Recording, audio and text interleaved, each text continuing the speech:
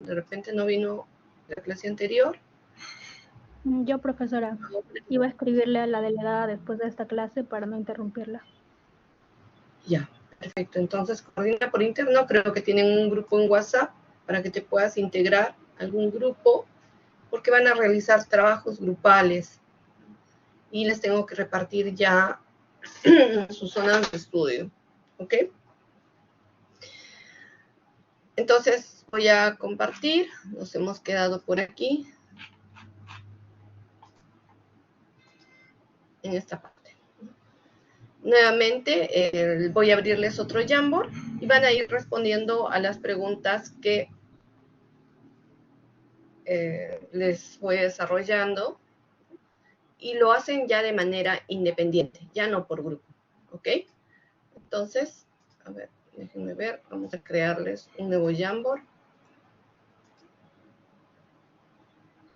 Les voy a darles el acceso. CS63 creo que son. Y 2303 del 2023. Y les vamos a dar hasta 0.3. 0.2, porque luego les voy a darles otra actividad para que desarrollen, y más otro 0.2. O sea, hoy día pueden ganar hasta 0.4 de puntaje. Ya, entonces atentos a la clase para ver cómo ganan estos puntos. Vayan ubicándose en cada Jamboard 2 personas. ¿Ya?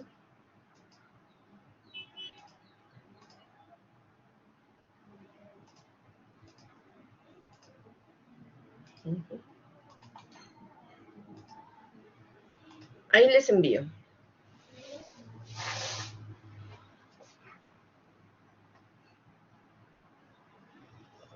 Listo, pueden entrar al Jamboard, coloquen su nombre y ya, continuamos. Entonces, conforme les doy preguntando, ustedes también les doy tiempo y pueden ir respondiendo las preguntas. En el Perú se tuvo casos de licuación de suelos. Todos ustedes respondieron que efectivamente sí, algunos indicaron algunas zonas, otros colocaron el mapa de Perú, está muy bien, es correcto. Acá tienen algunos ejemplos del caso de lagunas de Puerto Viejo, que después del 2007 se tuvo evidencias de la presencia de licuación de suelos. ¿Qué pasa con la licuación de suelos? Hay un desacomodo total de las partículas por la presencia de nivel freático, arena y el sismo. Pero ¿qué pasa con el agua? Emerge a la superficie. ¿Qué significa? Que el esfuerzo efectivo se convierte en cero, ¿no? Es la pérdida del esfuerzo efectivo en el proceso de licuación de suelo. Si ustedes recuerdan, el esfuerzo efectivo, lo que les han enseñado en mecánica de suelos, era igual al esfuerzo vertical menos la presión de poros. Y la presión de poros depende del nivel freático. Cuando ocurre el fenómeno de licuación, el problema es que la presión de poros se incrementa. Entonces, imagínense, al incrementarse la presión de poros, este esfuerzo efectivo llega a convertirse en cero. También recordarán que el esfuerzo vertical es igual a peso específico por altura, pero estamos hablando de peso específico del suelo, ¿no? Entonces, el agua se incrementa, hay una pérdida del esfuerzo efectivo, y si hay una pérdida del esfuerzo efectivo, entonces el suelo no te va a resistir nada. Todo lo que está encima del terreno va a empezar a tener problemas, fallas, como lo podemos ver aquí. Otro ejemplo de licuación de suelos lo tenemos en Moyobamba, en Azungue, en el sismo del 29 de mayo, ¿no? Se tuvo evidencias de licuación. Miren, observen toda la presencia de licuación de suelos. El problema es que en esta zona se tenían construcciones de tapiales, ¿no? Y recuerden que en los tapiales o en el adobe, el tiempo que tienen las personas para salir luego de ocurrir un evento sísmico es de segundos, ¿no? Entonces, el riesgo de muerte es muy alto, ¿no? Aquí tenemos el otro caso de licuación de suelos en Chimbote, después del sismo del 70. Miren cómo quedaron las viviendas. Ahora, no todo es tan trágico. Hemos visto la clase anterior diferentes problemas presentados de la Torre Pisa, del Palacio de Bellas Artes. También se tienen casos donde realmente Las construcciones han sido capaces de soportar diferentes eventos sísmicos, la calidad, el tipo de material del suelo, ¿no? En este caso en Ciudad de México, se tiene la presencia de suelo arcilloso, nivel freático y sísmico. La torre latinoamericana ha sido construida por un grupo de expertos, pero que pudieron tomar en cuenta todo el problema del nivel freático, del tipo de suelo, de los sismos, tal es así que ha soportado los sismos poderosos del 57, del 85 y del 2017, ¿no? Y no ha tenido ni grietas, ni fisuras, ¿no? Su sistema de pilotajes está muy bien construido.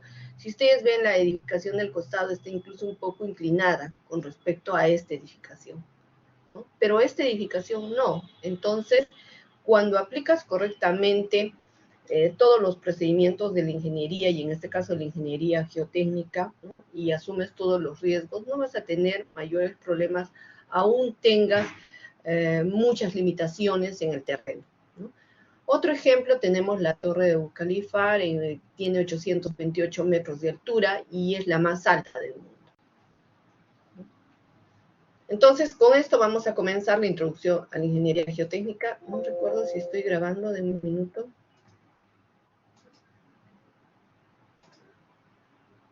Sí, sí estoy grabando.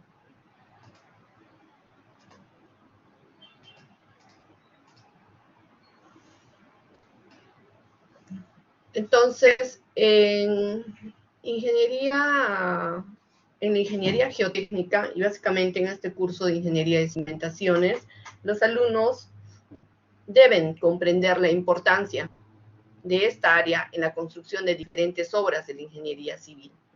¿Por qué? Porque el ingeniero civil interviene en diferentes tipos de obras, ¿no? Aquí tenemos la zona donde actualmente está ubicada el Museo del Lugar de la Memoria.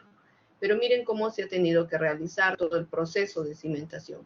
Luego también tenemos la Costa Verde, el Port Saludes.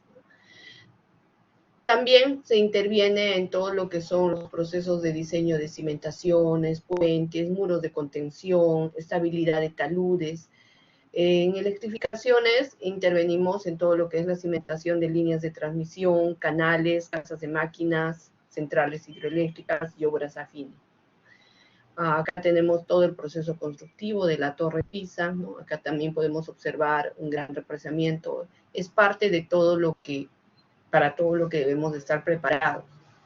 Entonces, básicamente en este curso el objetivo principal es diseñar y construir cimientos que brinden un soporte confiable para las estructuras, evitando el sobrediseño. Entonces hay que tener cuidado con el sobrediseño. En mecánica de suelos les enseñaron y les recordaron que el padre de la mecánica de suelos es el profesor Carter Sagi, ¿no? Porque fue el primero en confrontar la parte teórica con las pruebas de campo. Eso es lo bonito de esta área, ¿no? O sea, te enseñan la parte teórica, pero tienes que verificarlo si efectivamente esto se cumple o no se cumple en campo, y si no, tienes que tomar todos tus márgenes de seguridad. Terzaghi consiguió que la mecánica de suelos se convierta en una materia importante de la ingeniería civil, y además fue el primer presidente de la Sociedad Internacional de Mecánica de Suelos. Entonces aquí viene la primera pregunta. Hemos observado nosotros todos los diferentes problemas, ¿no? Muy rápidamente, caso de la Torre Pisa, el Palacio de Bellas Artes de México, los casos en la zona sur del Perú, en las playas del sur, los temas de licuación, ¿no? Las diferentes evidencias de obras que han sufrido problemas. Entonces, la primera pregunta que les haría es, ¿por qué ustedes recomendarían realizar un estudio de suelos, ¿no? Entonces, cada uno en su Jamboard colocan muy rápidamente qué piensan con respecto a este tema. ¿Okay? ¿Por qué un estudio de suelos? ¿Sí? Entren a su Jamboard y tienen 3 minutos para responder.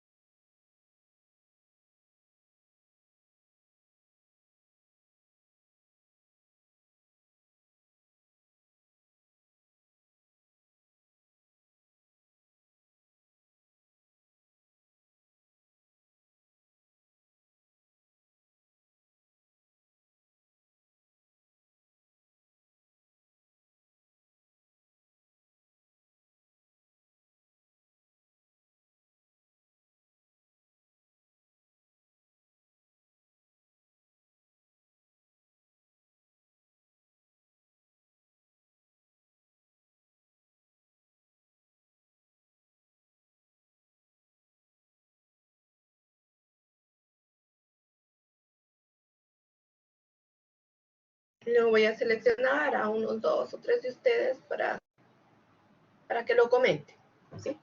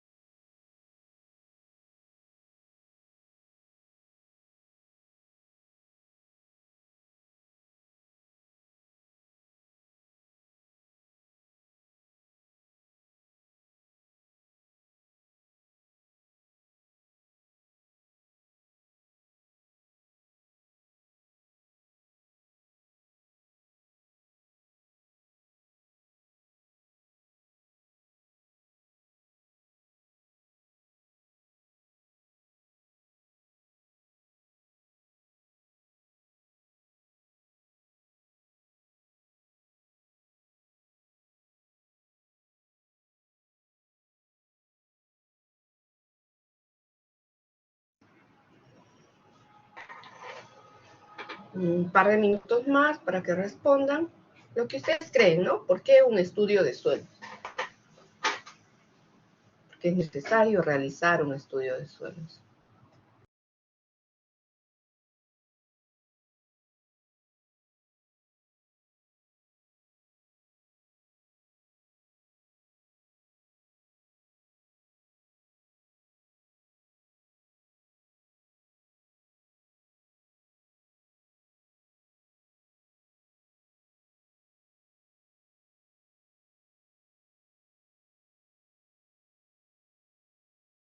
Ya está. Muchos de ustedes han colocado ya muy bien sus respuestas.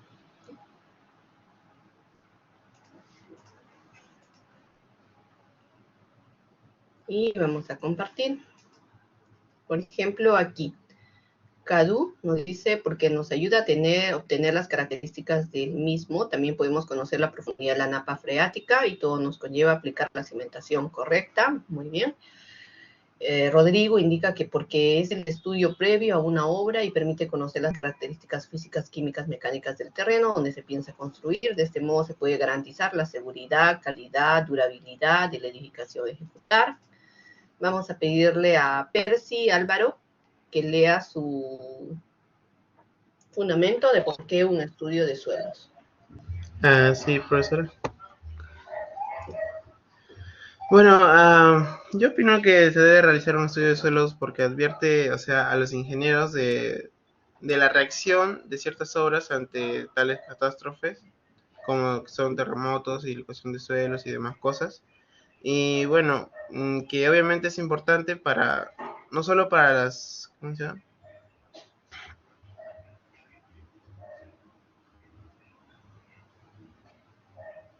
O sea, que no solo afecta a la construcción, sino que posiblemente a las personas que puedan habitarla.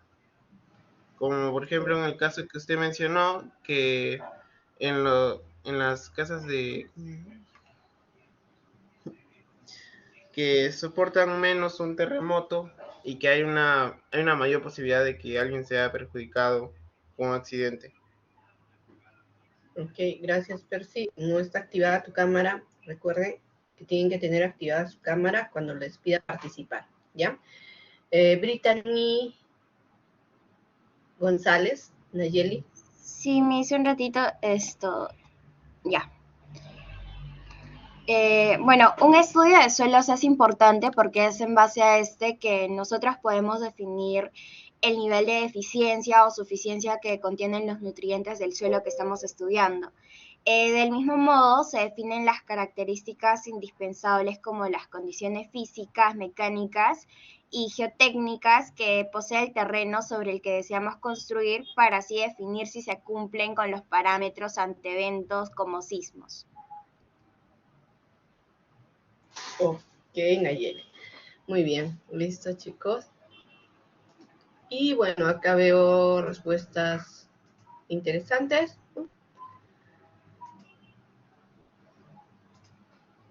Entonces vamos a continuar.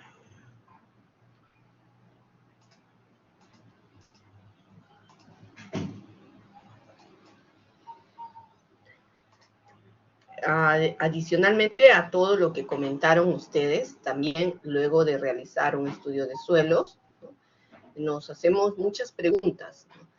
¿Qué tipo de suelos existen en la zona? ¿Existe nivel freático? Y alguno de ustedes decía, para ubicar el nivel freático definitivamente, ¿no? Porque te dan una zona para que tú determines cuáles son las características de ese terreno y cuál es la capacidad portante que va a soportar. Y lo primero que quieres enterarte es de qué tipo de suelo estás hablando, de arena, grava, arcilla, grava con arcilla. Si tienes nivel freático, ¿qué alternativas de cimentación propones? Si estás en una zona donde se tiene evidencia de licuación de suelos, es obvio que no vas a proponer cimentaciones superficiales, sino vas a proponer cimentaciones profundas, ¿no? Y si hay también peligros potenciales en el tema de la excavación, porque no puedes arriesgar a la gente que va a trabajar, que va a realizar las exploraciones, ya sea perforaciones o calicatas, que trabajen en terrenos inestables. Y para eso debes de cumplir un programa de exploración. Esto es básico. Dentro de ese programa de exploración, la primera etapa está en la recolección de la información preliminar.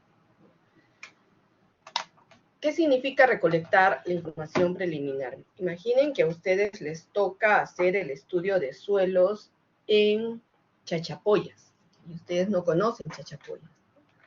Entonces, lo primero que tendrían que hacer es averiguar qué se tiene en esa zona donde les toca hacer este estudio de suelos, qué fue, tiene alguna información histórica, de repente exactamente la zona donde van a desarrollar el estudio de suelos tiene un nombre especial y ese nombre representa algo, ¿no? Presencia de peligros, colapso o alguna cosa, ¿no?, que les pueda dar mayor información.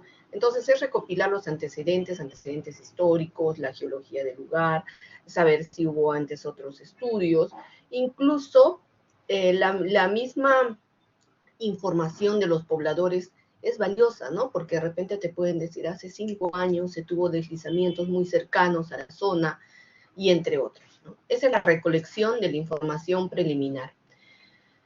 Un segundo punto es el reconocimiento del lugar. Debes de ir a la zona de estudio y realizar tu reconocimiento del lugar. Ahora, con la ayuda de Google Earth, esto es un poco más sencillo, porque de repente, antes de ir a tu zona, previamente tú verificas dónde queda, qué tienes a los costados, ¿no?, y posteriormente lo complementas haciendo tu visita en el lugar, ¿no? Y luego recién haces la propuesta de investigaciones en la zona, ¿no? ¿Cuántas investigaciones vas a desarrollar? Entonces, cuando hablamos nosotros de exploraciones, de repente puedes pensar y decir, voy a proponer calicatas. ¿Qué son las calicatas? Son estos hoyos donde tú excavas, perforas, pero solamente lo recomiendas cuando las características del sitio lo permiten, ¿no? Como por ejemplo aquí, porque estás poniendo en riesgo a las personas que van a estar dentro. Si tú sabes que este suelo no va a tener las propiedades, ¿no?, de los parámetros de resistencia adecuados como para mantenerse estable, ¿cuáles son esos parámetros? El ángulo de fricción y la cohesión. No puedes arriesgar a las personas que ingresan. ¿sí? En ese caso, quizás tú propones que se desarrollen calicatas, pero con entibados, ¿no? Con una protección para que no tengas mayor problema del colapso de las paredes. Sin embargo, si la obra lo amerita, podrías proponer perforaciones, ya no excavación, porque de repente quieres llegar a mayor profundidad, ¿no? Entonces, la pregunta que uno se hace es, si vas a construir tu vivienda de 5 pisos, ¿recomendarás perforaciones? Es probable que no creo que ustedes inviertan en perforaciones si se trata de una edificación de una vivienda y que no va a tener muchos pisos. Pero si estás hablando de una obra esencial, un hospital, un colegio, una represa, entonces sí vas a necesitar tener mayores detalles, mayor profundidad de excavación, y en este caso vas a contar con un mayor presupuesto, y en ese caso sí vas a poder recomendar perforaciones. También podrías recomendar ensayos SPTs. Perforas e ingresas el ensayo. Perforas e ingresas el ensayo. ¿Qué es el ensayo SPT? Como ven aquí, ustedes tienen un martillo, una pesa. Y esta pesa tiene una altura de caída, ¿no? Tengo entendido que esto también les enseñaron ya en mecánica de suelos. Entonces, tú das golpes en el terreno, ¿no? Y al dar los golpes, va ingresando este equipo al suelo. Pero la ventaja de este equipo es que tiene una caña partida, o sea, una tubería que se abre, que cuando tú ingresas al suelo también te permite recuperar muestras inalteradas, pero te permite recuperar muestras, ¿no? Entonces, tienes la opción de retirar muestras y tienes la opción de ver la resistencia del terreno, porque hay correlaciones que hay en función del número de golpes. Una cosa importante del número de golpes es la altura de caída, y para eso el control que haces es con la medición de la energía, ¿no? Porque tienes que verificar si estás trabajando con la misma energía, porque la energía que tú le des para el número de golpes va a influir bastante en que finalmente saques una resistencia más baja o más alta. Un número de golpes más alto te representa que tiene mayor resistencia, y un número de golpes más bajo representa que ese suelo no tiene mucha resistencia. En ese caso, la única forma de estar seguro que estás desarrollando bien el ensayo es con el control de la energía de caída, ¿no? Porque si tú le pones otra altura, no vas a dar datos reales. Otro equipo que te sirve para explorar el terreno es el ensayo DPL, ¿no? Entonces, miren, estamos hablando de calicatas, estamos hablando de perforaciones, estamos hablando de la técnica del SPT, y ahora vemos el ensayo de DPL. El ensayo DPL tiene una masa de 10 kilos y se marca cada 10 centímetros. Y tú vas dando golpes de una altura de caída de 60 centímetros aproximadamente. ¿Ok? Entonces, el operario tiene que subir hasta el tope y luego soltar el martillo, o sea, esta masa a la que llamamos martillo. Pero no tiene la opción de extraer muestras. Entonces, lo único que te va a decir es si estás en el mismo tipo de suelo o si cambia el tipo de suelo. Si encuentras una grava, este equipo ya no va a ingresar. Lo mismo pasa para el SPT, ¿no? Entonces, te va a servir más que todo para las arenas, alguna correlación con las arcillas. Bien, déjenme ver, voy a borrar algunas cosas de acá para que puedan ver el ensayo. Otro ensayo es los ensayos geofísicos. Cuando tú ingresas a grandes profundidades, ¿no? Cuando tú necesitas tener el perfil a grandes profundidades, los ensayos que te pueden proporcionar información valiosa son los ensayos geofísicos. En este caso, los ensayos más W. Recuerden ustedes que la clase anterior ustedes buscaron el tipo de suelo que tenían en su zona, ¿no? Y yo les pedía que encuentren el BS y el T. Bien, para determinar el BS, que es la velocidad de ondas de corte, se realizan ensayos. Uno de los ensayos es el ensayo MAS W. Tienes varios ensayos, MAS W, MAN, arreglo con microtremores, pero un ensayo que sí te da la velocidad de ondas de corte por lo menos hasta los 30 metros de profundidad es el ensayo MAS W. ¿En qué consiste? Colocas sensores, son un total de 24 geófonos que colocas, y estos sensores lo que hacen es registrar la velocidad con la que atraviesa la onda. Esa velocidad con la que atraviesa la onda, ¿qué significa? Ustedes ven aquí cablecitos sueltos. Estos cablecitos sueltos los tienes que conectar con cada uno de este cable principal igual. Tienes acá otro cable suelto, lo tienes que conectar aquí. En la parte superior e inferior, el operario da golpes. Al dar golpes, las ondas viajan. Y entonces es registrado en cada uno de estos geófonos, ¿no? Entonces las ondas están viajando, ¿ok? Y están siendo registrados en cada uno de los geófonos. Entonces, ¿qué está registrando? Ven aquí, por ejemplo, este es el registro de las diferentes ondas. Cómo están viajando las ondas, y con eso vas a determinar sus curvas de dispersión, que no son más que la frecuencia con la que está viajando y las velocidades de ondas de corte, y a partir de eso ya sacas el valor del BS. ¿Okay? Entonces, ¿qué sacas con el valor de BS? Vas a sacar a diferentes profundidades cómo varía tu BS. Entonces, si tienes diferentes valores de BS, significa que tienes diferentes tipos de estratos. Imagínense que están solamente frente a un caso de arena. Entonces, no les va a salirles un gráfico de esta manera, sino les saldrá un gráfico de esta manera, ¿no? Porque aquí estamos hablando de profundidad y por el lado de Y, velocidad. Entonces, aquí puedes llegar a una profundidad igual de 30 metros y de repente te va a salir la misma velocidad de onda de corte, ¿no? Entonces, eso significa que estás hablando de un mismo tipo de suelo. También les comentaba en la clase anterior que cuando nosotros hablamos de velocidades de ondas de corte superiores a 500 metros por segundo, estamos hablando de suelos mucho más rígidos. Y cuando hablas de velocidades inferiores a 300, 350, ¿no? 200, estás hablando de suelos más flexibles, que podrían ser arcillas o podrían ser arenas, ¿no? En este caso estás hablando de las gravas. Esos son los ensayos más W. Entonces, en general, existe cantidad de métodos de exploración.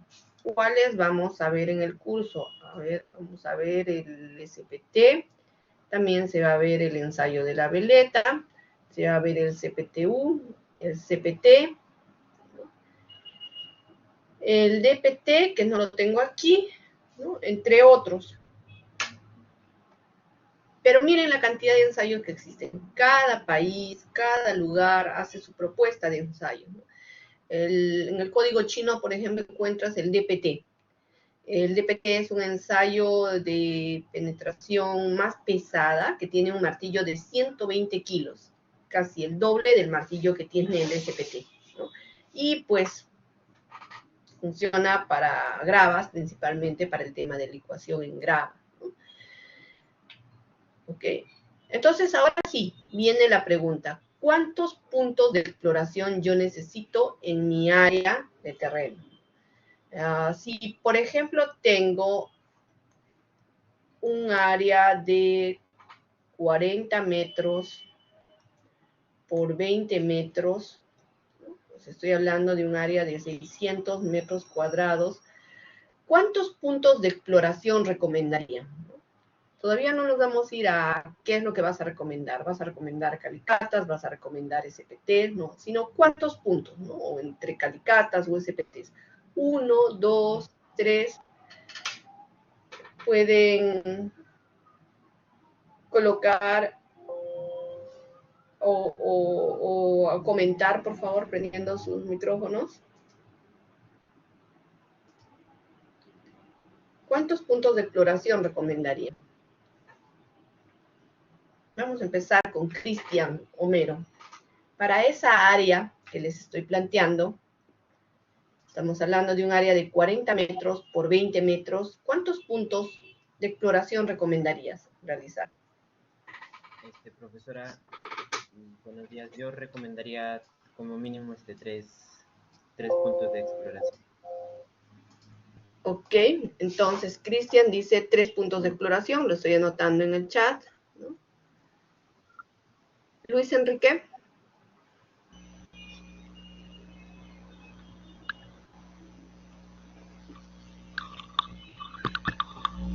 Buenos días, ingeniero. Me parece que está normado que mínimo se tiene que realizar 3 exploraciones geotécnicas y la cantidad máxima me parece que tiene una fórmula en función de la dimensión y del tipo de, de estructuras que se va a realizar. ¿Y cuántas tú recomendarías en función de esos criterios para esa área? Yo creo que lo mínimo que se debe realizar sería 3, debido a que se podría determinar con mayor precisión los datos geotécnicos, así como por ejemplo para realizar un estudio de ensayos de concreto, que también me parece que se debe realizar mínimo tres, tres probetas, por ejemplo. Ok, entonces recomendarías también 3 exploraciones. A ver, ahora, ¿alguien de ustedes recomendaría un mayor número de exploraciones? ¿Qué dice Brian Jeremy? Buenos días. Quizás podrían ser 5, pero también habría que ver el tema de los costos, quizás, que tan costoso es el ensayo. Pero Okay. por el tema del terreno, quizás. Muy bien. En su Jamboard, perfecto. En su Jamboard, cada uno de ustedes coloca el número de puntos que recomendarían, así como lo han hecho vuestros 2 compañeros. Súper rapidito, coloquen en el Jamboard el número de puntos que recomendarían para esa área. Estamos hablando de un área de 40 metros por 20 metros, 600 metros cuadrados, para 600 metros cuadrados. ¿Listo? Necesito que coloquen ahí el número de puntos que recomendarían. No se preocupen, luego van a tener opción de modificar, cambiar, de ser necesario, ¿no? Pero ahora necesito que coloquen la cantidad de puntos que recomendarían.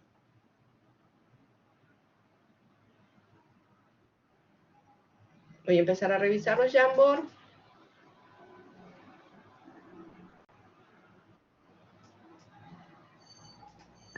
¿En el mismo Jamboard? Me ponen un número frío simplemente, ¿no? Recomiendo 3, recomiendo 4, recomiendo 5.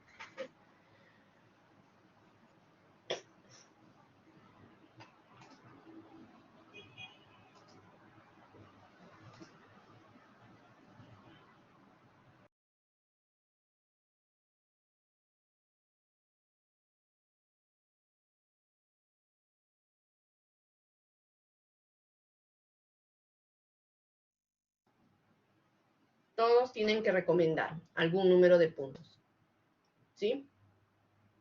Porque en la vida ya profesional que ustedes tengan, son ustedes los que van a tener que dar algún dato. Profesora, ¿puede mandar otra vez el link, por favor? Se me cerró el Jamboard.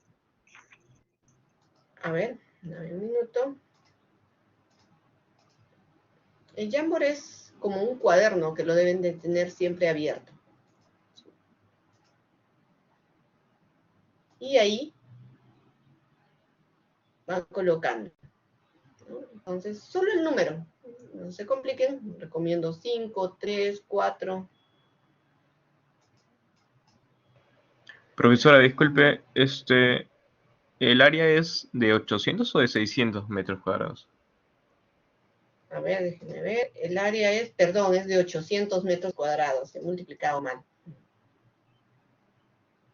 El área es de 800 metros cuadrados. Ya. Entonces, como ya tenemos las recomendaciones, ¿no? Elber Montoya, ¿por qué no quieres recomendar un número de puntos? significa que si no recomiendan, No, recién había entrado al Jamboard, profesora. Le dije que se me había cerrado.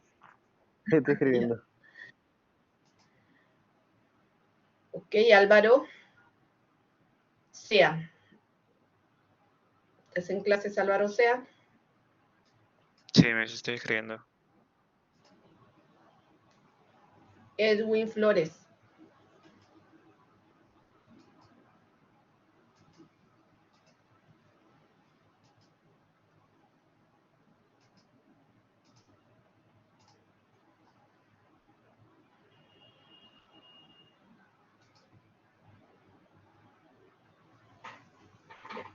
Les decía que, bueno, en este curso, si sigues la secuencia, practicas, cumples con tu objetivo de aprender el curso, tener criterio y, por supuesto, aprobar el curso, ¿no? Entonces, mi intención es que todos aprueben con una nota pues superior a 15, pero necesito que practiquen, necesito que estén ahí, ¿no? Es bien difícil que desapruebes el curso si continuamente estás haciendo funcionar tu cabecita, ¿no? Pensando qué es lo que podrías proponer y luego, de hecho, que vas a hacer las correcciones o mejoras en función de la teoría que yo te voy dando. Entonces, eso ya te queda, ¿ya?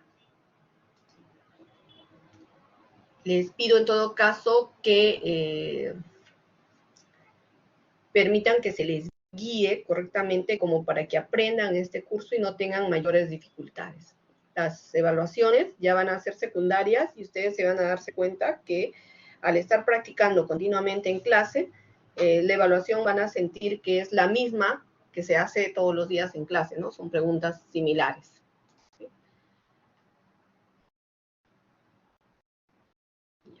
Ahora regreso. Y vamos a compartir. Entonces, esta era la pregunta. Bueno, acá tenía un error. Acá este es 800 metros cuadrados, ¿no? El número de puntos de exploración.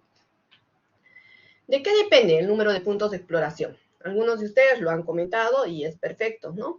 Depende del tipo de edificación. Entonces, lo primero que hacemos nosotros es preguntar a la estructural qué tipo de edificación vas a construir, ¿no?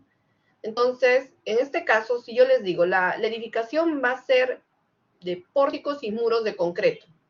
La segunda pregunta que me harías, o me dirías, dame tu plano de estructuras y quiero saber a qué distancia están los apoyos, las columnas o los pórticos, ¿no? Entonces te das cuenta que los apoyos están a una distancia menor a 10 metros. Y lo siguiente que me preguntarías es, ya, ¿de cuántos pisos? Si te digo, más o menos es 7 pisos. Y tú dirías 7 pisos, concreto, edificación tipo 3. Te vas al tipo 3 y te dice que el número de puntos de exploración es 1 por cada 900 metros cuadrados de área techada. Nosotros teníamos un área de 800 metros cuadrados, ni siquiera les he dicho cuál es la parte del área techada, pero van a asumir que ustedes, van a considerar ustedes que todo el área es techada, ¿no? Entonces necesitarían un punto de exploración. Sin embargo, la misma norma te dice que nunca debe ser menor a 3. Esto es lo que te dice la norma. Entonces, todos los que han colocado 3 está bien. Los que han colocado 4 también. Lo raro sería que alguien coloque 10 puntos de exploración, porque estarías encareciendo, ¿no?, el estudio de suelos. ¿Sí? Bien. Segunda pregunta. ¿Y a qué profundidad vas a recomendar la exploración? Ahora sí, les doy más datos, ¿no? Entonces, estamos hablando de una edificación aporticada, de 8 pisos. ¿Sí? Te piden que consideres, no tiene sótanos,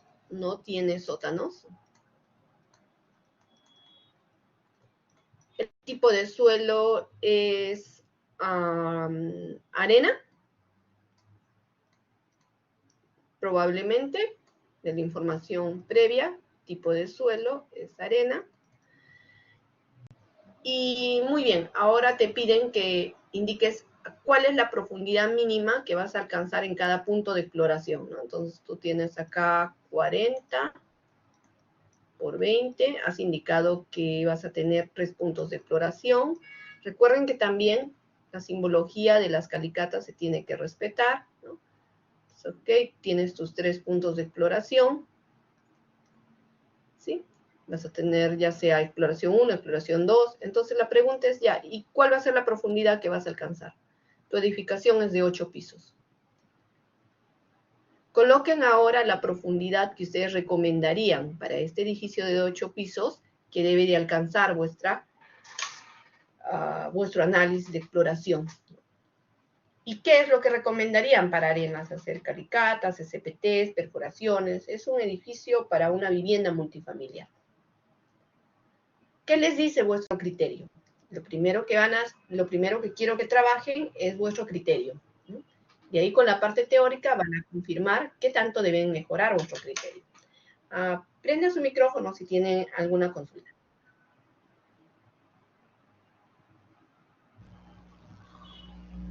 Me parece que para calicatas la profundidad que se realiza es de 1 metro o 1,5 metros, pero desde mi punto de vista me parece mejor que se realicen excavaciones de 3 metros, más o menos, para tener un mejor detalle de las capas eh, estratigráficas. Estratigráficas. Ok, es parte del criterio. Bien. ¿Alguien más quiere comentar? Recuerden que en tipos de excavación, los que acabamos de ver, ¿no? O sea, ustedes pueden recomendar calicatas con maquinaria, calicatas con entibado, pueden recomendar hacer perforaciones, por ejemplo, si dices, no, necesito saber hasta los 15 metros, ok, en todo caso, pues voy a recomendar una perforación. SPTs, recuerden que con el SPT también puedes ver las muestras, DPL, ensayos geofísicos no son destructivos, ¿sí? Y estamos aquí. Entonces, todos en su Jamboard me indican cuál es vuestro criterio. Acá el tema no es ver si su respuesta es correcta. Si su respuesta es correcta, bien. Es que ustedes apliquen vuestro criterio. Si en este momento no tienen el mejor criterio porque tienen muy poca experiencia, no hay problema, porque con la parte teórica luego van a volver a corregir y mejorar su respuesta, ¿no? Entonces les doy 3 minutos para que en el Jamboard me indiquen a qué profundidad mínima debe alcanzar cada punto de exploración.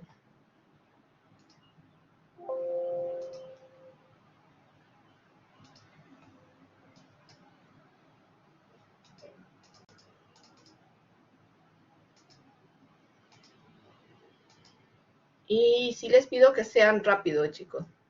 Es simple, o sea, ¿qué te dice tu criterio? Mi criterio, por ejemplo, a mí me dice, ok, para un edificio de 4 pisos, pues voy a recomendar por lo menos unos 4 metros de profundidad. Entonces deben de poner, recomiendo a 4 metros, recomiendo a 5 metros. Mi exploración la realizaría, alguien de repente puede decir, no, 4 o 5 metros es muy corto, recomiendo a 7 metros. ¿Qué les dice vuestro criterio?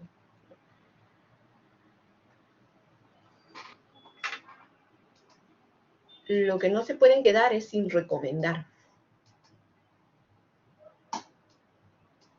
Y no tengan miedo de equivocarse. Y ha colocado, por ejemplo, su recomendación Luis, ¿no?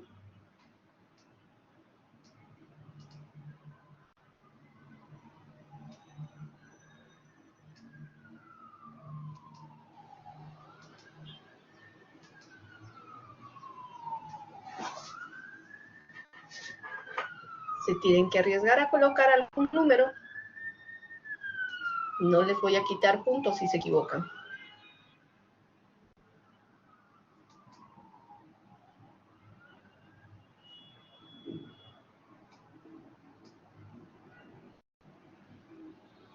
En la vida práctica, cuando te piden que des recomendaciones, información, normalmente pues hay un presupuesto que luego te dan, un pago que te dan, ¿no? Entonces, en el caso de ustedes, el pago que les damos es en puntos, ¿no?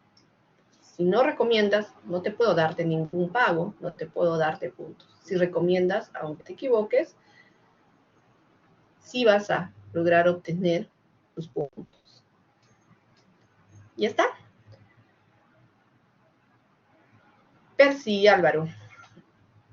Guamaní, ¿está en clase? Ok, ya puso su recomendación. Sí, Miss. Sí, Percy. Perfecto. Voy a correr rápidamente por los Jamboard.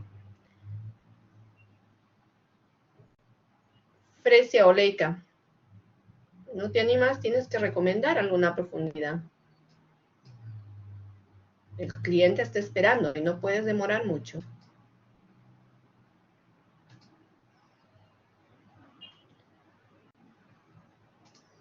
¿Está en clases Fresia Oleika? Sí, mis buenos días. Ya. ¿Cuál sería la profundidad que recomendarías, Fresia? Ahí le puse la profundidad que recomiendo para un edificio insertano, es el DF, donde es la distancia vertical de la superficie del terreno, el fondo de la cimentación y más el Z, que viene a ser el ancho de la cimentación. Pero dime un número, Fresia. Me tienes que decir una longitud. Imagínate que esto le digas a tu cliente, ¿no? Te va a decir, ¿qué? Pero si te voy a pagar para que tú me soluciones ese problema. ¿A qué profundidad sales? A 3 metros. Y entonces ponle ahí a 3 metros, ¿no? Y luego indicas si deseas el por qué. Pero tienen que poner algún número. Bien, vayámonos a la parte teórica para ver qué tanto se acercan vuestras recomendaciones.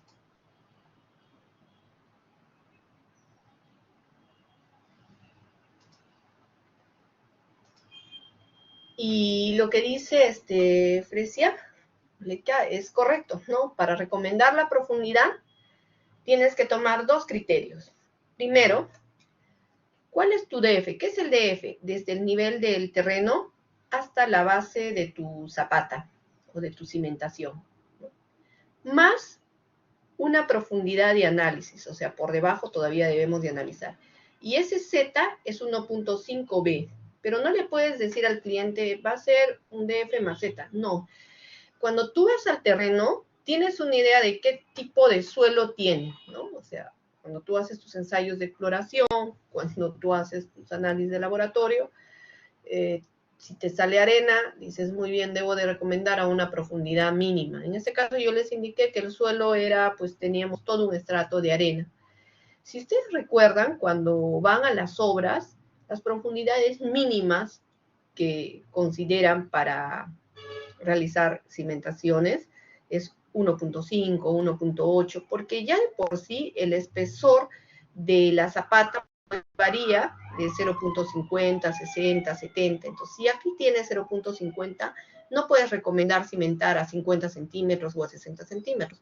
Entonces, tendrás que ponerle un número al inicio, ¿no? Para tu exploración. Entonces dirás, bueno, mínimo voy a recomendar. Algunos dirán 1.5, otros 1.8, otros dirán a 2 metros, ¿no? Serán más conservadores.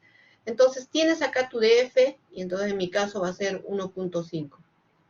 Más 1.5 del ancho de la cimentación. ¿Qué ancho de cimentación? Ese dato, ¿quién te lo va a dar? Ustedes. A ustedes les van a pagar por dar esta información. Entonces, ¿qué valor de B? ¿Con qué valor de B vas a comenzar? No puedes recomendar valores pequeñitos, ¿no?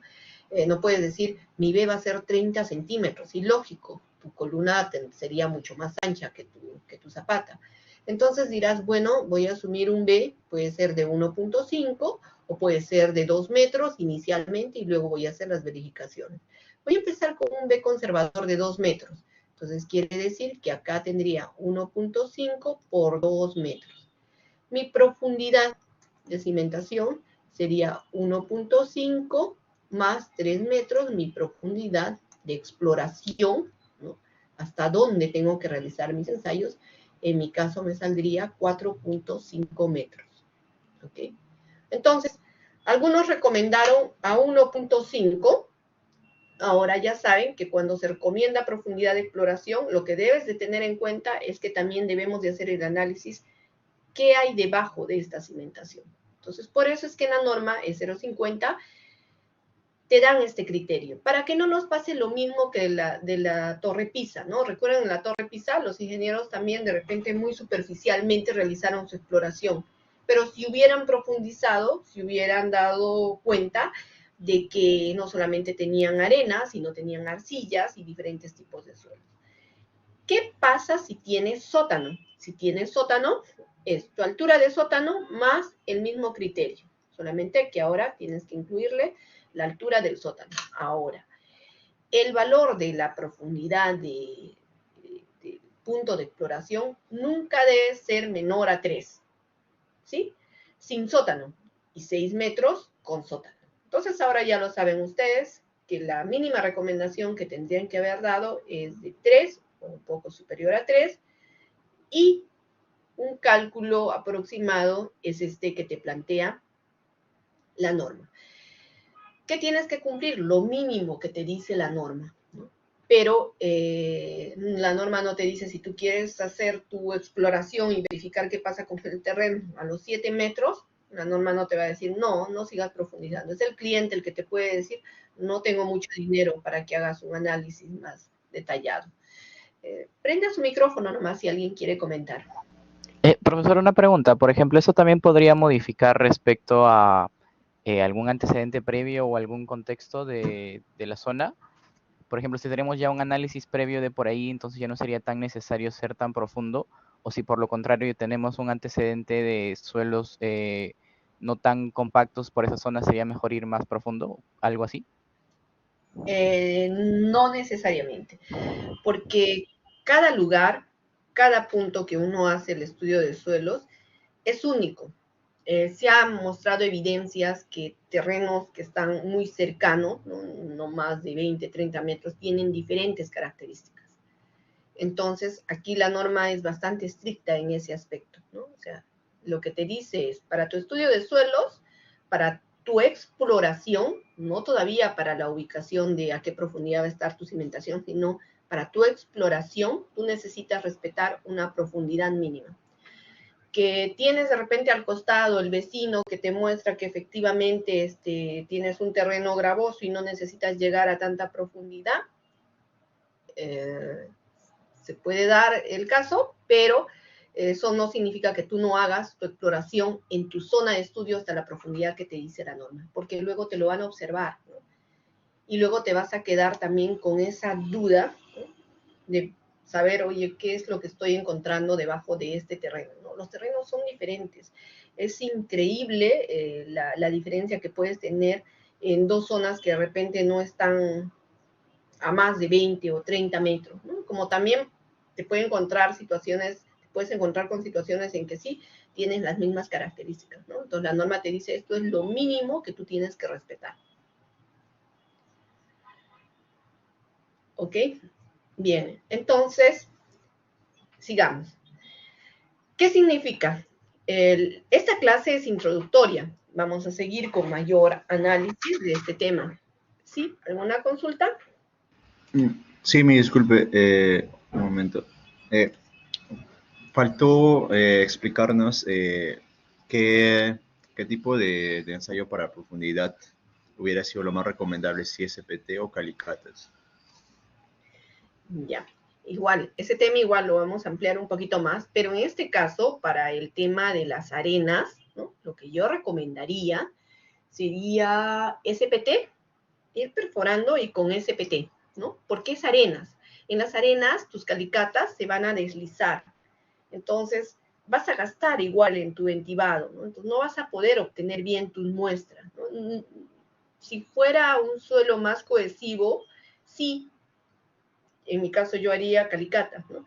Pero cuando se me presentan situaciones de arenas, yo me voy de frente con el SPT.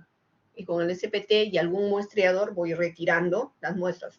Si no quiero gastar mucho en mis perforaciones, ¿no? Si no tengo presupuesto. Si tengo presupuesto, voy avanzando con la perforación 1 metro y luego le voy colocando SPT y voy anotando el número de golpes. El SPT baja 45 centímetros, ¿no?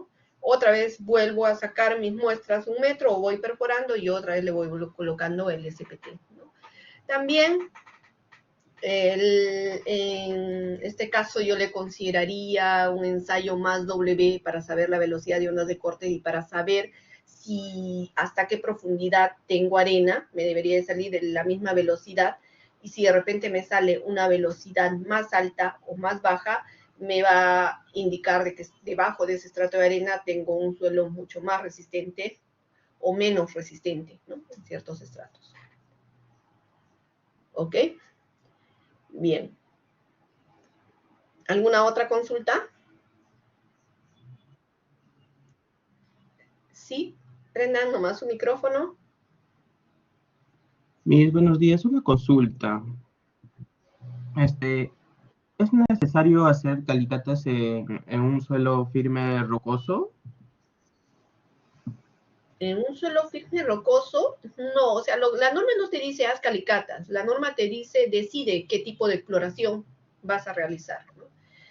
Pero en un suelo rocoso, pues esto te puede encarecer la construcción, lo único que te quedaría sería de repente perforar, ¿no?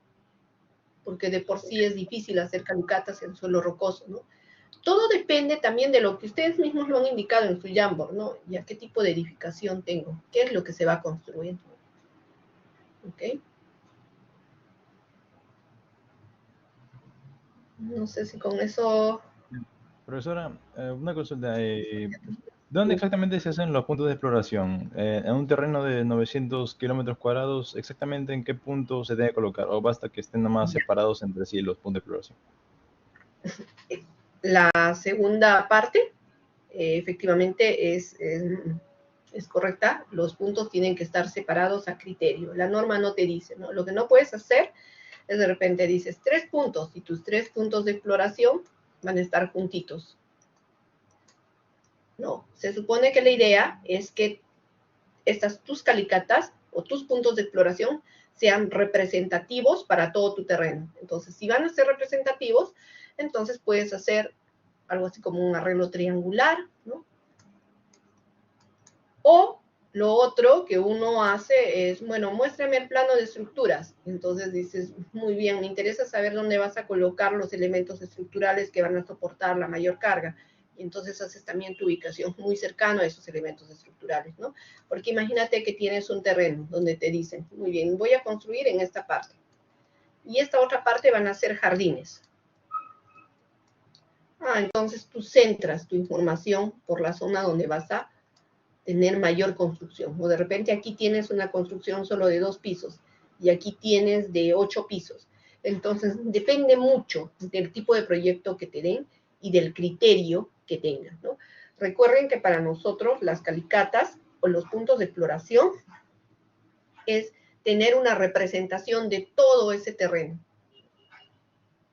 ¿Ok? Entonces, en función de eso uno tiene que hacer la mejor distribución de acuerdo a los planos estructurales, de acuerdo a las características de la zona, entre otros. Muy bien, entonces, ahora sí, continuamos. Entonces, ¿qué tenemos que revisar? Lo que debemos de revisar es la norma E050. Y en esa parte del curso lo que nos interesa revisar es el análisis de las condiciones de cimentación. Lo que yo les estoy dando en esta clase es una clase introductoria, más larga de lo normal, pero estamos desarrollando básicamente de manera rápida todo el curso y que luego vamos a ir un poco más lento, ¿no? Entonces, en la norma te habla de la capacidad de carga y te habla de suelos cohesivos y de suelos friccionantes. Ese es un concepto que lo deben de tener bastante claro. Te dicen suelos cohesivos, piensa inmediatamente en arcilla, arcilla limosa o limo arcilloso, ¿no? Y si es puramente cohesivo, no va a tener ángulo de fricción. Pero si es un suelo friccionante, ¿cuáles son los suelos friccionantes? Grava, arena, gravas arenosas, ¿no? ¿Por qué va a tener fricción? Porque cuando tú agarras una arena, realmente tú sí sientes que te está rozando la arena, ¿no? Y que puede haber fricción entre partícula y partícula, ese contacto, ¿no? Sin embargo, en un suelo cohesivo eso no pasa, ¿no? Tiene otra propiedad, su cohesión de por sí, ¿no? Las arcillas. En el suelo friccionante, si fuera un suelo puramente friccionante, como las arenas de la playa, entonces no tendría cohesión, su cohesión sería cero. Pero siempre se habla de una cohesión aparente, ¿no? ¿Qué significa? Te vas a la playa, ¿ok? Quieres hacer tu castillo de arena y mezclas a la arena con agua.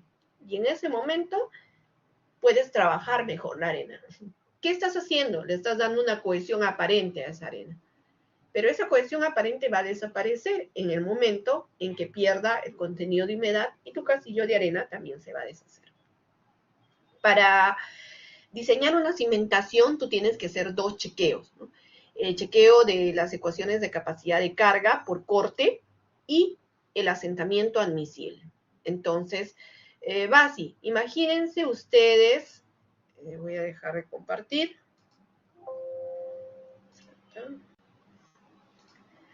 A ver, ¿a quién? No sé, voy a decir al azar para que prenda su cámara a Cristian Homero. Cristian Homero, prende tu cámara.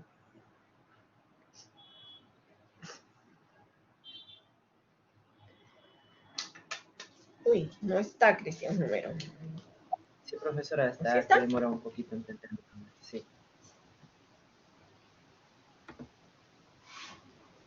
Muy bien, ¿sí?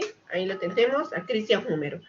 Imagínense a Cristian Homero que le dicen que tiene que cargar 100 kilos. ¿Creen que Cristian Homero puede cargar esos 100 kilos? ¿Tú qué dices, Cristian? ¿Podrías cargar tus 100 kilos? No, No profesora. ¿Por qué no crees que puedes cargar 100 kilos, Cristian? Es más de lo que podría cargar, pero no, es mucho peso. Podría sufrir alguna Entonces, lesión. Cristian está pensando en su peso y dice Cristian, ok, mi peso es mucho menos de lo que tengo que cargar y voy a sufrir una lesión. Lo mismo pasa con el terreno, ¿no? Imagínate que le das al terreno una carga mayor de la que internamente puedes soportar.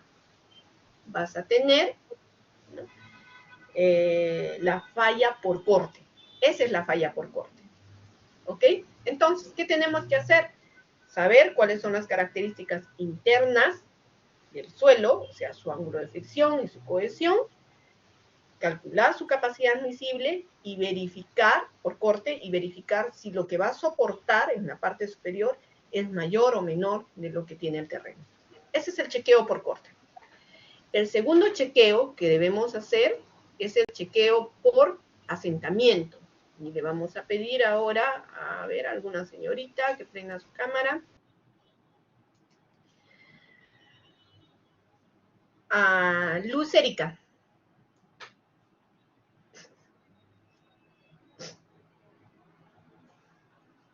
Está Luz Erlita Espinosa.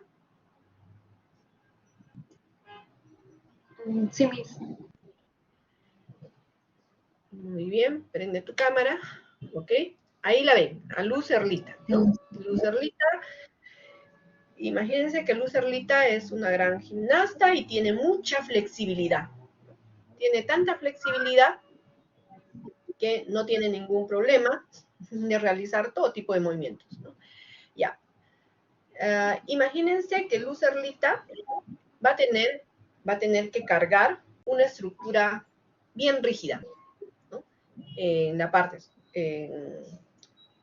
superior de su cabeza, y se va a ayudar con los brazos y va a estar cargando una estructura así, súper rígida.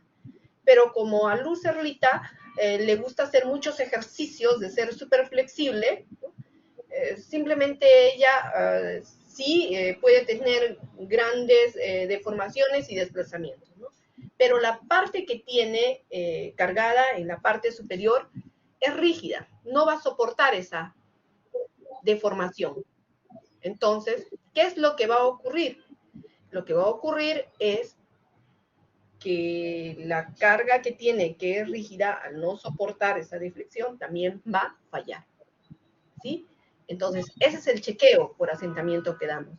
Ahora, si eso lo asumimos al suelo,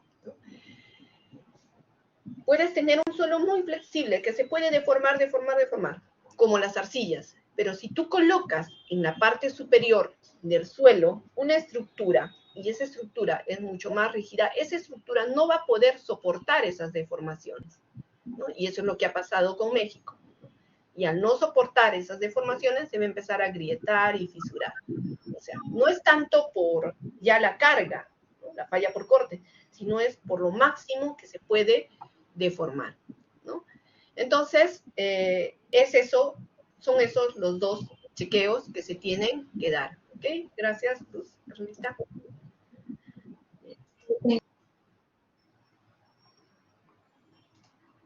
Y ahora nuevamente nos vamos a las diapositivas.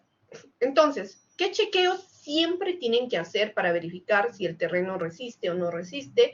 ¿Cuál es la presión admisible? Chequeo por capacidad de carga y por la presión que cause el asentamiento admisible, que está relacionado con las deformaciones, ¿no? Y cuando hablamos de capacidad de carga, nosotros estamos hablando de las ecuaciones de Terzaghi, ¿no?, o las ecuaciones de Meyerhoff. Y cuando tú hablas de las ecuaciones de Terzaghi, ¿qué te dicen? Verifica su resistencia al corte. Todo esto es para chequear la resistencia al corte. Y en su resistencia al corte, ¿qué influye? La cohesión, en esta formulita, y los valores del ángulo de fricción, cohesión y fricción.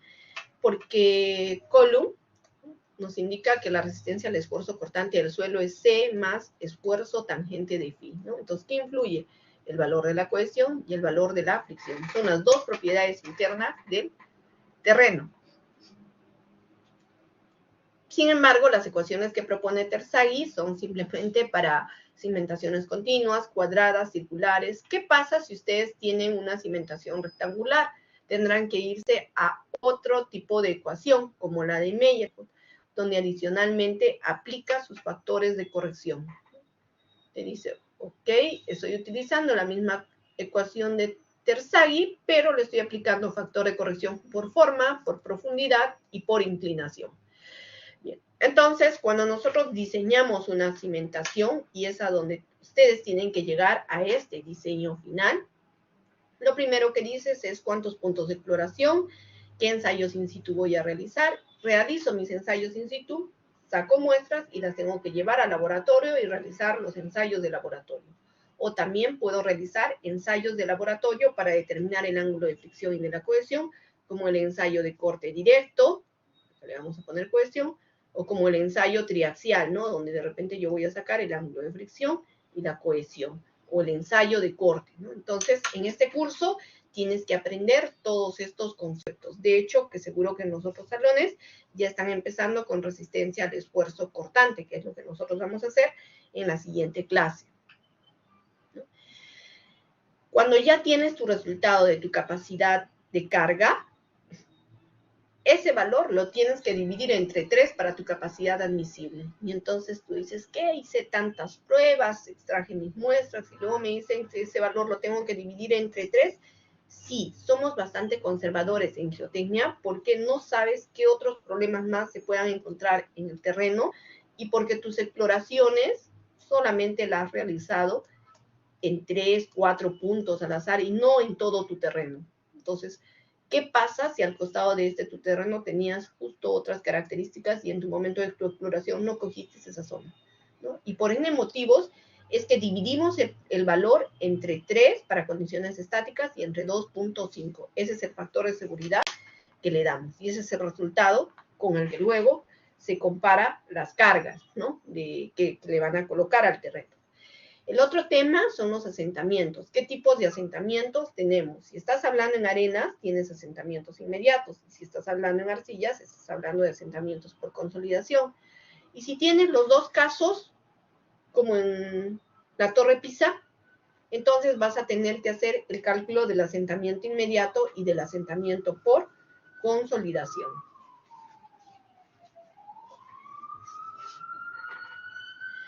Y cuando hablas de asentamientos, tendrías que pensar en los asentamientos diferenciales. Ustedes recordarán que los asentamientos diferenciales significa que tienes un valor de asentamiento en un extremo y otro en el otro extremo. La diferencia de estos dos es el asentamiento diferencial. La antigua norma consideraba un asentamiento hasta de 2 pulgadas, o sea, 5 centímetros como máximo. Pero ¿qué pasa? Si le has puesto una platea de cimentación y se va a asentar de manera uniforme, entonces tu estructura, tus elementos estructurales no van a fallar. O sea, claro, tu edificación cada vez va a quedar a diferente cota con respecto a las calles, ¿no? O con respecto a las otras viviendas, ¿no? Pero no vas a tener problemas, ¿no? Con respecto al comportamiento estructural. Entonces la norma dijo, ya no podemos hablar de límite de asentamiento, sino límite de distorsión. Y ese límite de distorsión corresponde al asentamiento diferencial entre la longitud, ¿no? Y eso está establecido en función de qué es lo que tú esperas. Entonces, la distorsión es, si no les gusta trabajar sobre fracciones, divídanlo y lo van a tener en decimales, ¿no? Por ejemplo, 1 entre 500, límite en que se debe esperar las primeras grietas en paredes, ¿no? Entonces, si es 1 entre 300, quiere decir asentamiento que te sale en punto 1, asentamiento que te sale en punto 2, entre la longitud. Si te sale 1 entre 300, está bien tu diseño. Si te sale más alto que ese valor, tienes que cambiar todo tu diseño o disminuir el número de pisos probablemente, ¿no? Entonces, al final llegas a la conclusión que la presión admisible siempre tiene que ser la menor, que se obtiene mediante la aplicación de las ecuaciones de capacidad de carga y la presión que cause el asentamiento admisible, ¿no? Y va la tercera pregunta, ¿qué hemos aprendido entonces el día de hoy? Cada uno en su Jamboard tiene que indicar 4 puntos que ha aprendido, ¿ya? Tienen 5 minutos antes de pasar al siguiente tema.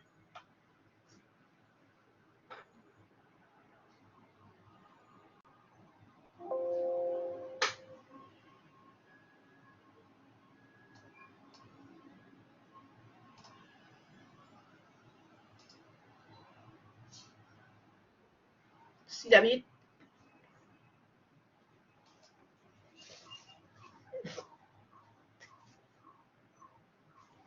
No se te escucha.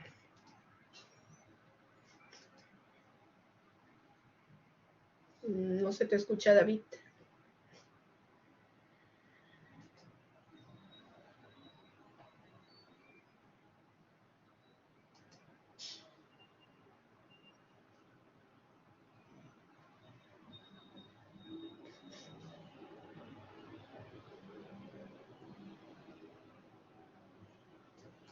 Entonces, vuestra pregunta es, ¿qué hemos aprendido el día de hoy?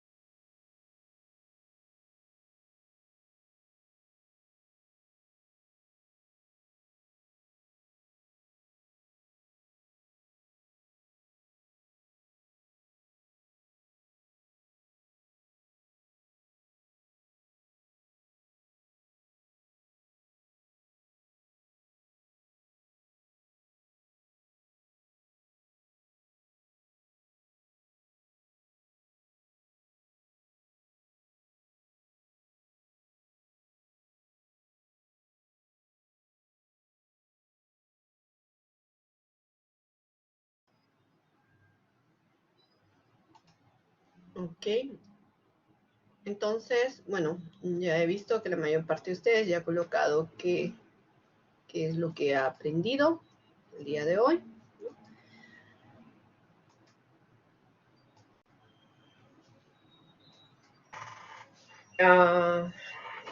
Algo que les quiero pedir es, si fuera posible, si no es hoy o desde la siguiente,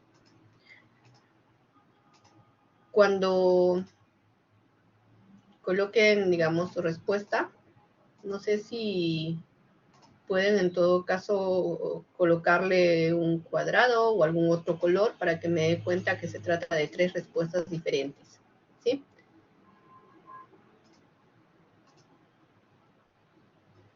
Entonces sí les pediría eso, ¿no? Para que al revisar también me faciliten un poco el tema. Así, por ejemplo, como Omar Ramírez, ¿no? Entonces yo tengo diferentes colores y significa que son las respuestas que él ha dado. ¿Ok? ¿Sí?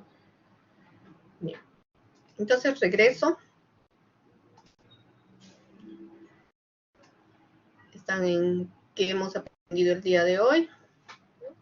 Entre otras cosas adicionales a las que han puesto, también hemos logrado verificar que sí es muy importante tomar en cuenta los criterios de ingeniería geotécnica, porque ahí se van a construir las diferentes obras, ¿no? Que para diseñar las cimentaciones es necesario determinar la presión admisible, y hacemos 2 chequeos, no lo olviden, ¿no? Pero para la presión admisible vamos a necesitar saber las características físico-mecánicas del suelo, la profundidad de cimentación, dimensiones de los elementos, ¿no? Esas dimensiones que nadie les va a dar, son ustedes los que van a tener que proponer, ¿no? No hay una formulita matemática, ¿no? Lo bonito de esta área es que tú en campo decides a qué profundidad vas a realizar la cimentación y lo compruebas con tus análisis y tus resultados de laboratorio. ¿Cuál es la bibliografía que se recomienda para este curso? La del profesor Brian Das, recomiendo, también lo tienen en la biblioteca de la UPC. La de, perdón, Halls, Cobas, Terzai-Peg, el Reglamento Nacional de Edificaciones, la norma es 050, ¿no? Y pueden entrar a la biblioteca virtual de la UPC, que ahí van a tener sus libros virtuales, ¿no? Esa es la parte introductoria, ¿no? Pero hablamos en el Jamboard de que ustedes podían llegar a 0.4, ¿no? Entonces, hasta el momento han llegado a 0.2. Ahora sí, necesitamos que las respuestas que den sean lo más coherentes. ¿Qué vamos a hacer? Vamos a revisar una práctica calificada, ¿no? Creo que a ustedes siempre les llama mucho la atención ver qué les toman en los exámenes, ¿no? Y qué tanto deben de responder. ¿Bien? Entonces, he escogido la práctica del 2022. Por ejemplo, aquí la primera pregunta es con respecto a un ensayo triaxial CU. Se realiza sobre una muestra de suelo saturado y se obtienen los siguientes esfuerzos. Pero tú dices, ensayo triaxial CU, todavía no lo hemos hecho. Es lo que vamos a hacer la siguiente clase. No podemos resolver todavía esta pregunta que vale 5 puntos. Acá hablan de otra arcilla saturada y te piden realizar los ensayos consolidado drenado, consolidado no drenado. Tampoco hemos realizado todavía este tema. Pero acá hay una que sí, ya podrían resolver. ¿Te dicen? Tómenle una captura de pantalla, por favor. Se le encarga un estudio de mecánica de suelos con fines de cimentación para la construcción de un tanque elevado de 10 metros de altura, que contendrá agua potable para la ciudad de Chimbote, donde se espera un suelo arenoso, SP, nivel freático alto. Primera pregunta, ¿qué van a recomendar? ¿Cimentaciones profundas o superficiales? Tiene nivel freático alto y es en Chimbote. ¿Qué opinan? Sería profunda. Profunda, ¿no? Porque si no, ¿qué fenómeno va a ocurrir? Licuefacción o asentamiento. Ajá, efectivamente, ¿no? y en Chimote incluso tenemos ya evidencias de que ocurrió eso. El área que se dispone para el proyecto es 750 metros cuadrados. Para esa área, ustedes ya saben cuántos puntos deben de recomendar, ¿no? Se solicita hacer un planeamiento de las exploraciones de campo, teniendo especial consideración en el aspecto económico. ¿Cuántas exploraciones e investigaciones de campo ejecutarán? ¿Qué métodos y técnicas de exploración? ¿A qué profundidad llegará cada punto de exploración? ¿Cuál es el presupuesto de su programa de exploración? Les dicen que la calicata cuesta 100 soles, la perforación 200 soles el metro. El SPT, por favor, pónganle 50 soles el metro. Hay que cambiarle. Le vamos a poner 50 soles el metro, ¿ya? No la unidad, porque eso les puede traer confusión. Entonces, eso también, 50 soles el metro. Ya. También les dicen el costo de la auscultación dinámica con OPEG, no les he enseñado, ¿no? Entonces no creo que puedan recomendar si no lo saben, y el ensayo geofísico más W. Muy bien, ganen los otros 0.2 desarrollando este ejercicio. ¿Sí? En una práctica calificada, esto les representaría 5 puntos, o sea, la cuarta parte de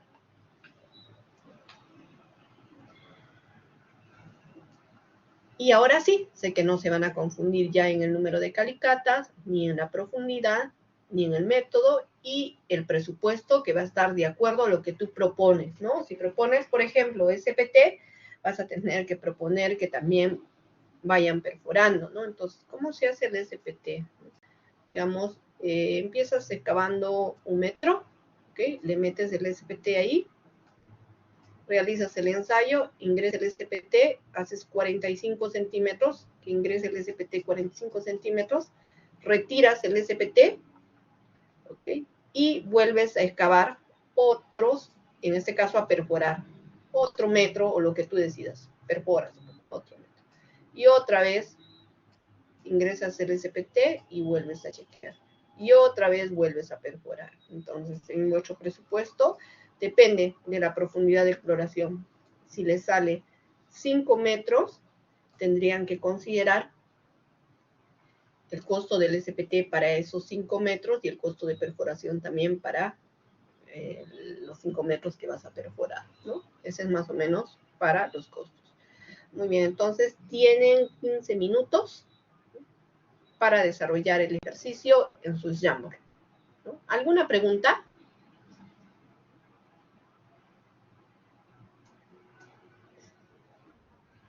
¿Sí? Para el ensayo del más W, ¿es metro cuadrado o metro nada más? No, en el ensayo más W, como han visto, se tira los cables, se colocan los sensores, pero esa longitud del cableado es aproximadamente 64 metros, ¿no? 64 metros. Entonces, te mide solamente la velocidad de onda de corte del punto central, ¿no? Para esta área que te están dando, podría recomendar o un ensayo más W o 2 ensayos más W, no más, porque es pequeño.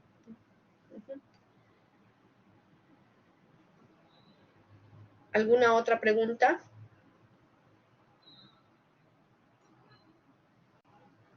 Bien, entonces les toca trabajar. Voy a volver a tomar lista. Por favor, no se olviden de tomar una captura de pantalla.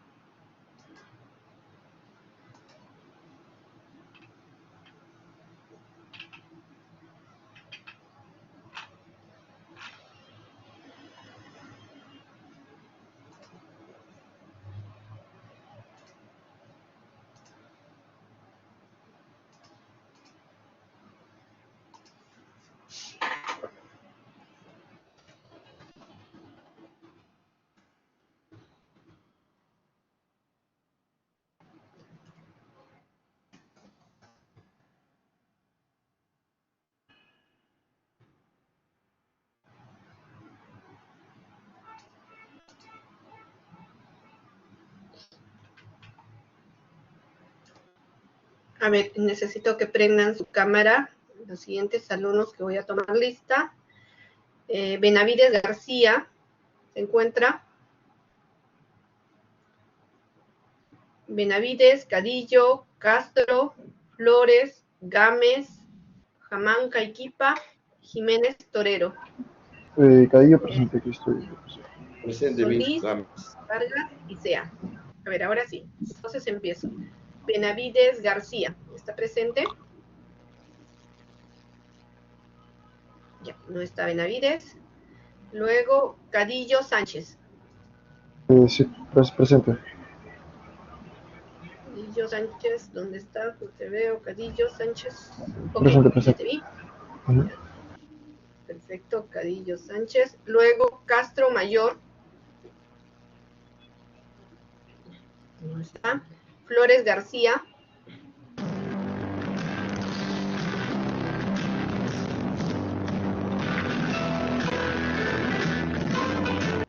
Ok, ya Flores García.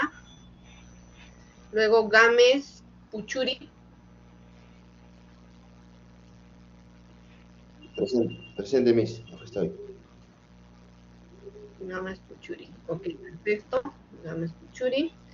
Luego Jamanca Iquipa. Presente, profesora. Ok, Jamanca. Jiménez Torero. No está Jiménez Torero. Solís Quiñones. Presente, profesora. Ok, ya lo vi, a Solís Quiñones. Vargas Claudio.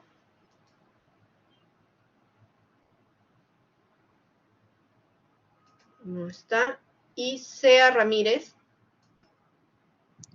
Presente, Miss. Profesora, sí estoy, perdón, se estaba demorando en activar la cámara y el audio. A ver, Vargas Claudio, ya lo acabo de ver. Y Sea, ¿dónde está Sea? Presente. Presente, Sea Miss. Ramírez. Ok, ¿Escucha? perfecto. Sí, sí te escucho. Ya los vi ambos. Y listo. Profesora, disculpe, a mí no me ha llamado en la lista, ni al principio ni tampoco ahora. A ver, vamos a volver a verificar. Mi apellido es ¿Cuál Ramírez es tu Guardia. apellido? Un minuto.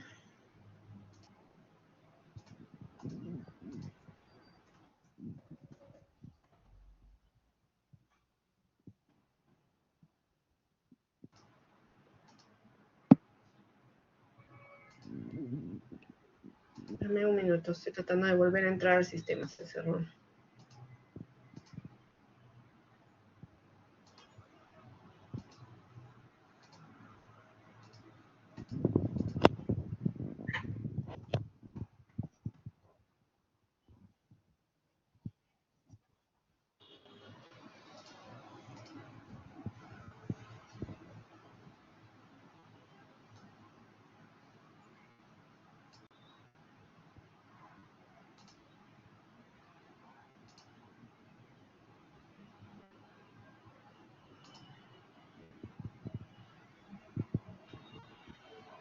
¿Y tu nombre? Es Ramírez Guardia. Marilyn Ramírez Guardia.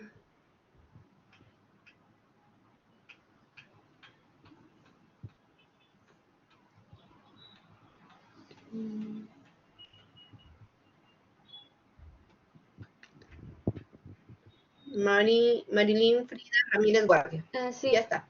Ya. Ok.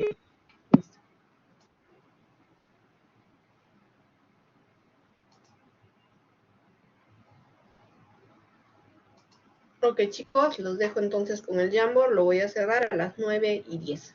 ¿Ya? Para que puedan responder el último Miss, ejercicio. Miss, Desde la- disculpe. ¿Puede mostrarme nuevamente, por favor, la parte que dibujó del SPT con rojo sobre el A ver. ensayo? Bueno, no se notan bien mis dibujos, pero si te sirve de algo, dame un minuto.